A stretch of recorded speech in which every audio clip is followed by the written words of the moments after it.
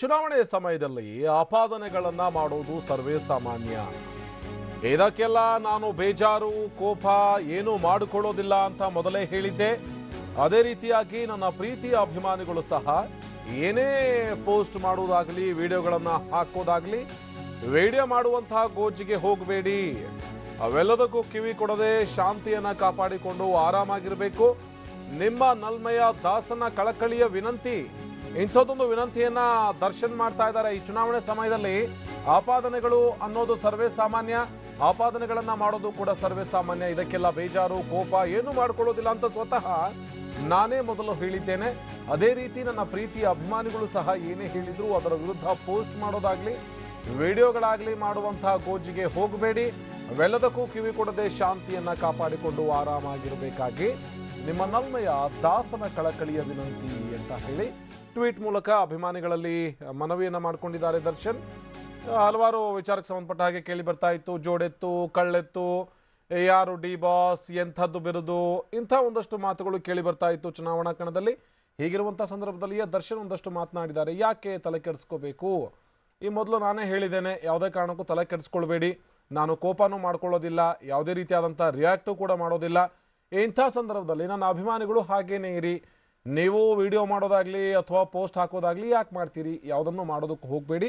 ಈ ಚುನಾವಣೆ ಸಂದರ್ಭದಲ್ಲಿ ಎಲ್ಲವೂ ಕೂಡ ಕಾಮನ್ ಅಂತ ಹೇಳಿ ನಟ ದರ್ಶನ್ ಟ್ವಿಟರ್ ಮೂಲಕ ಟ್ವೀಟ್ ಮಾಡಿ ತಮ್ಮ ಮನವಿಯನ್ನು ಮಾಡ್ಕೊಂಡಿದ್ದಾರೆ ಅಭಿಮಾನಿಗಳಿಗೆ. ನಮ್ಮ ಪ್ರತಿನಿಧಿ ಭಾಗ್ಯ ಮತ್ತಷ್ಟು ಮಾಹಿತಿಯನ್ನು ಕೊಡ್ತಾರೆ. ಭಾಗ್ಯ, ಒಂದು ಪೋಸ್ಟನ್ನು ಹಾಕಿದ್ದಾರೆ, ಜೊತೆಗೆ ಟ್ವೀಟ್ ಮಾಡಿದ್ದಾರೆ ದರ್ಶನ್. ಯಾಕೆ ವಿಡಿಯೋ ಮಾಡ್ತೀರಿ, ಯಾಕೆ ಇದಕ್ಕೆ ಪೋಸ್ಟ್ ಹಾಕ್ತೀರಿ? ಬೇಡ, ಆರಾಮಾಗಿರಿ, ನಾನು ಆರಾಮಾಗಿದ್ದೀನಿ, ನೀವು ಆರಾಮಾಗಿರಿ ಅಂತ ಎಲ್ಲ ಒಂದು ಕಡೆ ಸೋಷಿಯಲ್ ಮೀಡಿಯಾದಲ್ಲಿ ನಡೀತಾ ಇದ್ದಂಥ ಈ ಟ್ವೀಟ್ ವಾರೋ ಅಥವಾ ಪೋಸ್ಟ್ಗಳನ್ನು ಹಾಕೋದು ಅದನ್ನು ನೋಡಿಯೇ ದರ್ಶನ್ ಈ ರೀತಿ ಹೇಳಿದ್ದಾರೆ ಅಂತ ಅನ್ಸುತ್ತಲ್ವಾ ಭಾಗ್ಯ? ಹೌದು ಆನಂದ್ ಮುರಳಿ. ಏನು ಅಂತ ಹೇಳಿದ್ರೆ, ದರ್ಶನ್ ಅವರು ಯಾವಾಗ ಚುನಾವಣಾ ಕಣಕ್ಕೆ ಹೇಳಿದ್ರು ಅಂದ್ರೆ ಯಾವಾಗ ಅವರು ಚುನಾವಣೆಯಲ್ಲಿ ಈ ಬಾರಿಯ ಚುನಾವಣೆಗೆ ಸುಮಲತಾ ಅವರ ಪರವಾಗಿ ಪ್ರಚಾರ ಮಾಡ್ತೀನಿ ಅನ್ನುವಂತಹ ಮಾತುಗಳನ್ನ ಹೇಳಿದ್ರು, ಅವಾಗಿಂದ ಕೂಡ ದರ್ಶನ್ ಅವರ ಏನು ವಿರುದ್ಧವಾಗಿ ಒಂದಷ್ಟು ಮಾತುಗಳು ಕೇಳಿ ಬರ್ತಾ ಇದ್ರು. ಈಗಾಗಲೇ ಒಂದಷ್ಟು ಮಾತುಗಳು ಕೂಡ ವೈರಲ್ ಆಗಿದ್ವು. ಕಳ್ಳೆತ್ತುಗಳು ಅನ್ನುವಂತಹದ್ದಾಗಿರ್ಬಹುದು, ಡಿ ಬಾಸ್ ಯಾರು ಅನ್ನುವಂತಹದ್ದಾಗಿರ್ಬಹುದು, ಅಥವಾ ದರ್ಶನ್ ಅವರ ಮನೆಯ ಮೇಲೆ ಕಲ್ಲು ತೂರಾಟ ಮಾಡಿರುವಂತಹದ್ದಾಗಿರ್ಬಹುದು. ಈ ಎಲ್ಲಾ ಘಟನೆಗಳಿಂದ ದರ್ಶನ್ ಅವರ ಅಭಿಮಾನಿಗಳು ಕೂಡ ಸಾಕಷ್ಟು ಜನ ಸೋಷಿಯಲ್ ಮೀಡಿಯಾದಲ್ಲಿ ರೊಚ್ಚಿಗೆದ್ದಿದ್ರು.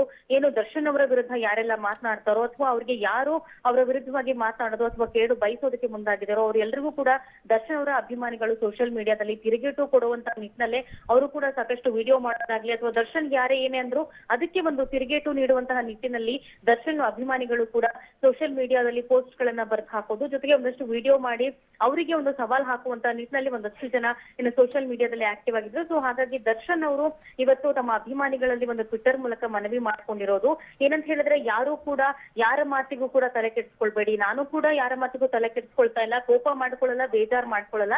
ನನ್ನ ಅಭಿಮಾನಿಗಳು ಕೂಡ ಅದೇ ರೀತಿ ಶಾಂತ ರೀತಿಯಲ್ಲಿ ಇರ್ಬೇಕು. ಯಾರು ಕೂಡ ದರ್ಶನ್ ಅವರ ವಿರುದ್ಧ ಯಾರೇ ಏನೇ ಮಾತನಾಡಿದ್ರು ಕೂಡ ಯಾರು ಕೂಡ ರಿಯಾಕ್ಟ್ ಮಾಡಬೇಡಿ, ವಿಡಿಯೋಗಳನ್ನ ಮಾಡಬೇಡಿ, ಪೋಸ್ಟ್ ಗಳನ್ನ ಮಾಡಬೇಡಿ, ಶಾಂತಿಯುತವಾಗಿರಿ. ಯಾಕಂತ ಹೇಳಿದ್ರೆ ಚುನಾವಣೆ ಅಂತ ಬಂದಾಗ ಇದೆಲ್ಲ ನಡೆಯೋದು ಸಹಜ ಅನ್ನುವಂತಹ ಮಾತುಗಳನ್ನ ಹೇಳೋದ್ರ ಮೂಲಕ ದರ್ಶನ್ ಅವರು ತಮ್ಮ ಅಭಿಮಾನಿಗಳಲ್ಲಿ ಶಾಂತಿ ಕಾಪಾಡುವಂತಹ ನಿಟ್ಟಿನಲ್ಲಿ ಒಂದು ಮನವಿಯನ್ನ ಮಾಡಿಕೊಂಡಿರುವಂತಹದ್ದು. ಆನಂದ್ ಮುರಳಿ, ಧನ್ಯವಾದ ಭಾಗ್ಯ ಮಾಹಿತಿಗಾಗಿ.